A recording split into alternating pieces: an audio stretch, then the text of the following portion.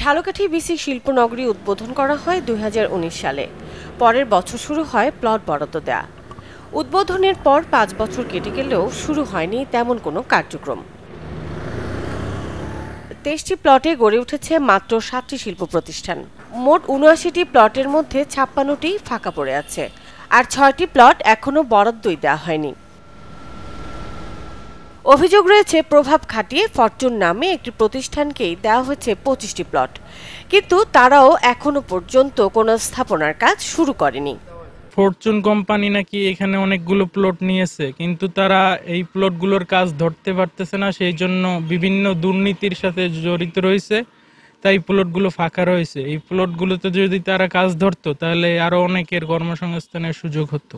এখন তারা তো কিছু শ্রেণী আছে, তারা প্লটগুলো নিয়ে কিন্তু তারা কারখানা করতেছে না। বছর শেষের খুশি নগদে হবে বেশি। নগদ পেমেন্টে নির্দিষ্ট ক্যাটাগরির কেনাকাটায় ৩০০ টাকা পর্যন্ত ক্যাশব্যাক। এর জন্যই তো হইতেছে না। প্রভাব খাটাইয়া, রাজনৈতিক প্রভাব বা নিজস্ব প্রভাব খাটাইয়া একজনের ২৫টা প্লট নেছে, কোনো কাম কিছু করে না। কাজ করলে দেখা যাইতো যে অর্থনৈতিক অবস্থা, এই এলাকার মানুষের অবস্থা ভালো হইতো। পদ্মা সেতু চালুর পর বিসি শিল্পনগরী জমে উঠবে, কর্মসংস্থান হবে হাজারো মানুষের, এমন প্রত্যাশা থাকলেও সবার মাঝে এখন হতাশা বিরাজ করছে। ৭৯টা চালু হয়েছে, ৫-৬টা যদি সব চালু হইতে তার কামগুলো ভালো চলতে। বাকি যেগুলো আছে যারা নিয়ে রাখছে ওরা যদি আপনার করে, সেক্ষেত্রে দেখা যাচ্ছে এলাকা মানুষজন অথবা দূর দূরান্তে যারা আছে তাদের অর্থের একটু যোগানটা হয় আর কি। সরকারের কাছে দাবি এলাকার যাতে উন্নয়নের জন্য এখানে একটু ভালো শিল্প প্রতিষ্ঠানের ব্যবস্থা করে দেয়। তবে বিসি কর্তৃপক্ষ বলছে শিগগিরই বেশ কয়েকটি শিল্প প্রতিষ্ঠান নির্মাণের কাজ শুরু হবে।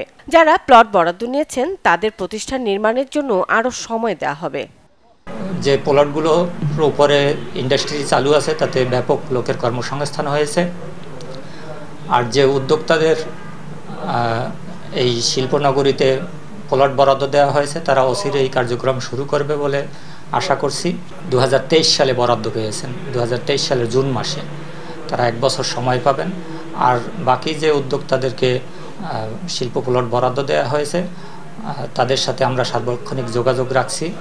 ওনারা তাদের শিল্প প্লট শীঘ্রই কার্যক্রম শুরু করবেন বলে আশা করছি। বর্তমানে এই শিল্পনগরীর চলমান কারখানাগুলোতে বিভিন্ন পদে ২০০ শতাধিক মানুষ কাজ করছেন। Desk report, channel 24।